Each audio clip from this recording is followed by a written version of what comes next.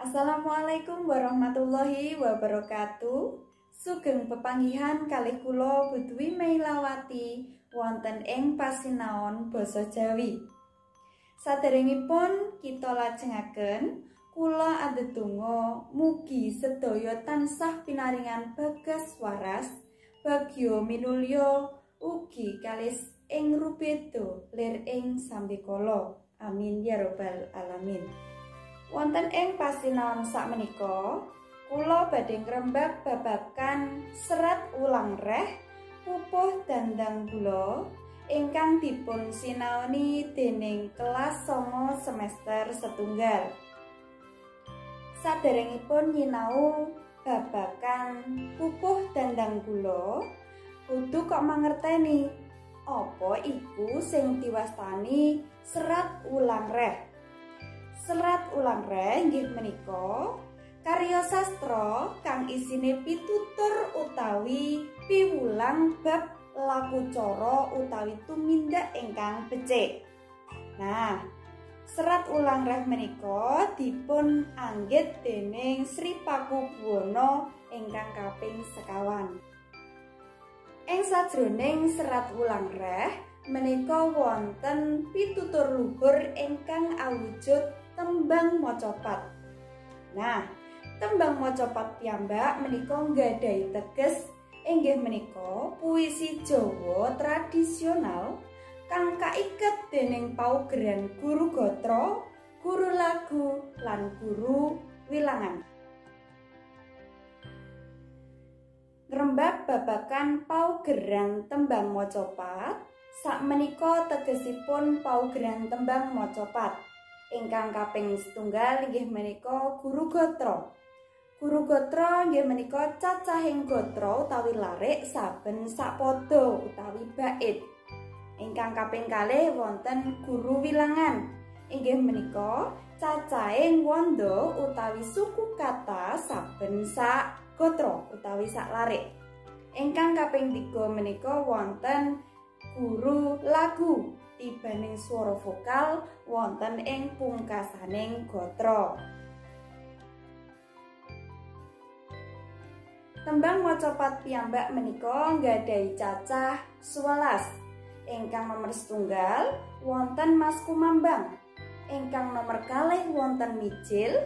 Ingkang angka 3 wonten Sinom. Ingkang nomor 1 menika wonten Kinanti. Gangsal wonten Asmaradana, 6 menika wonten Gambuh, 7 wonten Dandang Gula, 8 menika wonten Durma, 9 wonten Pangkur, 11 menika Megatruh lan 11 menika wonten Pocong. Salajengipun wonten ing pasinaon menika badhe ngrembak babagan tembang macapat Dandang Gula. Nanging saderengipun kandharaken sumangga kita sami-sami mirengaken tembang Dandang Gula kanthi permati.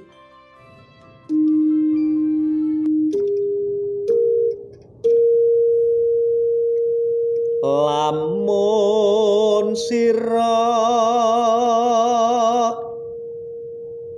anggek guru kaki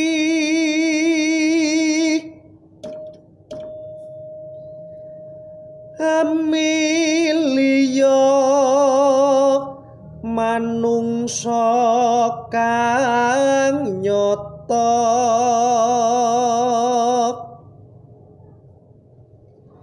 ingkang becik martabatik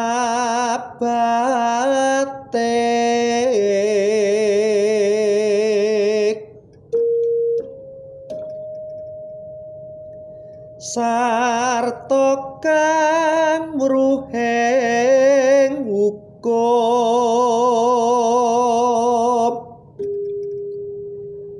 kang ibadah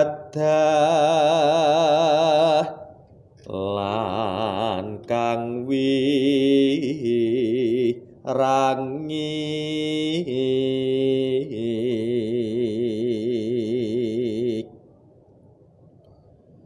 syukur syukur oleh wong tapa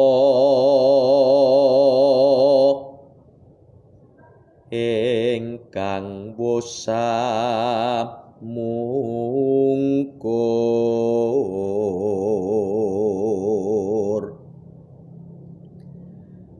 tan mikir paweweh ing liyan iku pantes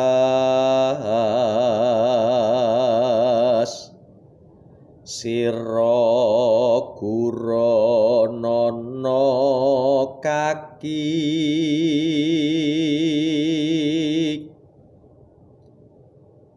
sartane kawruhana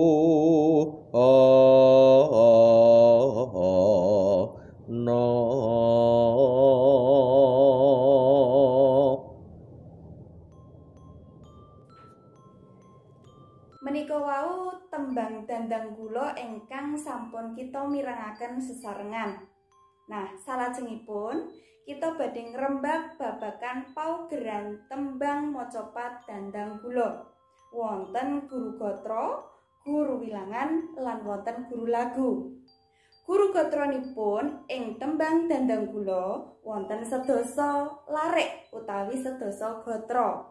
Nah, ingkang nomor kalih inggih menika guru wilangan. Ingkang nomor 3 inggih menika guru lagu. Nah, guru wilangan kalih guru lagunipun wonten tembang macapat dandang kula ingkang larek sepisan wonten sedasa I. Larek loro kalih wonten sedasa A. Larek 3 wonten 8 E. Larek sekawan wonten 7 U. Larek gangsal wonten 9 I. Larek 6 wonten 7 A. Larek 7 wonten 6 U. Larek 8 wonten 8 A. Larek 9 menika wonten 12 I.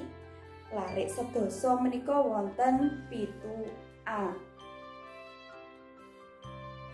Para siswa, menika wau pasinaon basa Jawi ingkang rembag babagan serat wulang reh pupuh dandang kula.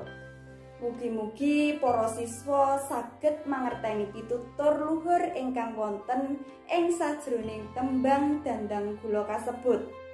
Lan saged ngecakake ing padatan saben dinten. Cekap semanten pasinaon basa Jawi sareng Bu Dwi Meilawati. Ampun lali jaga kasarasan lan karesikan. Matur nuwun. Wassalamualaikum warahmatullahi wabarakatuh.